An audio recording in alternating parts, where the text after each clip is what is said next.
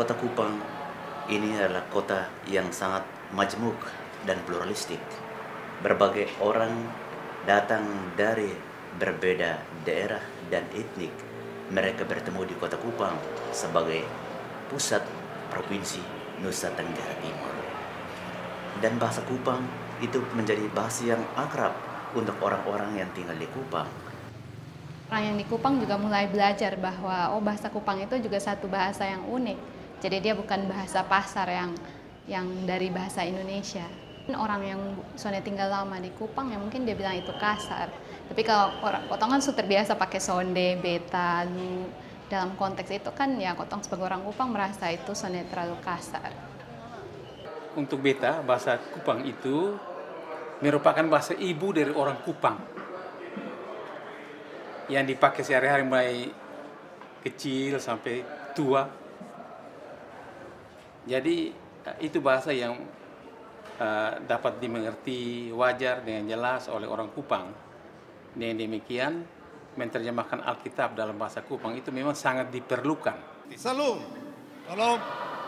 Hari ini istimewa.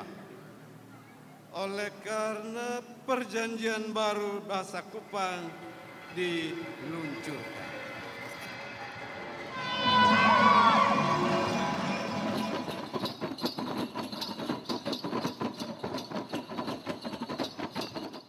Firman itu telah menjadi manusia. Ia hidup di antara kita. Hidup di tengah masyarakat multi etnis. Bapak Ibu saudara-saudara, di hari syukur dan hari kenangan seperti ini saya ingin catat beberapa hal untuk kita. Pertama, apakah bahasa Kupang adalah bahasa? Nah itu bergantung dari bagaimana atau seperti apa kita mendefinisikan bahasa.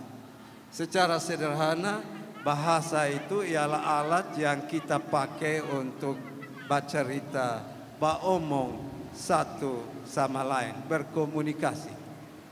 Dan orang Kupang beromong dengan temannya, bapak dengan mama, beromong dengan anak-anak dan isi rumahnya, kawan di kantor, beromong dengan kawan-kawan terlain, pakai bahasa Kupang. Kalau dia alat menyampaikan maksud dan berkomunikasi, bahasa Kupang adalah bahasa di muka bumi ini. Karena itu kita tidak harus heran seolah-olah bahasa Kupang bukan bahasa. Dia adalah bahasa.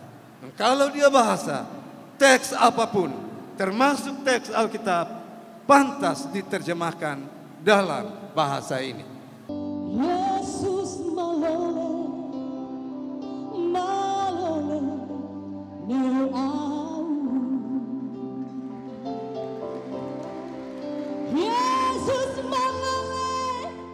Atas nama Gereja Masihi Injili di Timur, saya menerima hasil karya ini sebagai buah sulung terbaik demi hormat dan kemuliaan nama Tuhan. Kepada semua orang Kupang dan semua orang yang berkerinduan untuk berjumpa dengan Tuhan Allah di dalam Yesus Kristus melalui bahasa batinnya sendiri.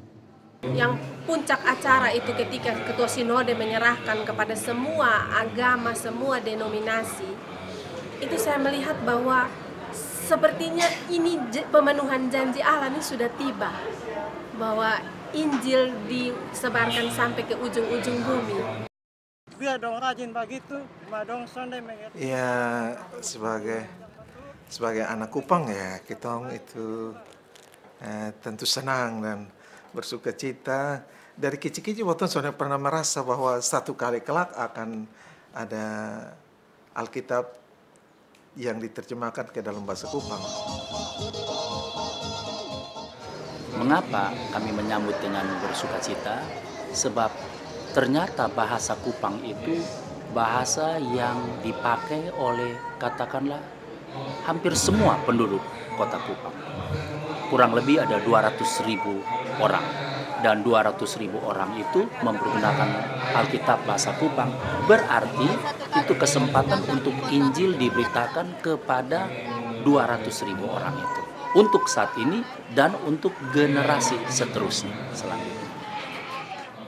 Menurut saya, kehadiran kitab suci dalam bahasa Kupang sangat penting. Mengapa? Karena melalui kehadiran kitab suci ini, Allah akan menyapa masyarakat Kupang dalam bahasanya sendiri, yaitu bahasa Kupang.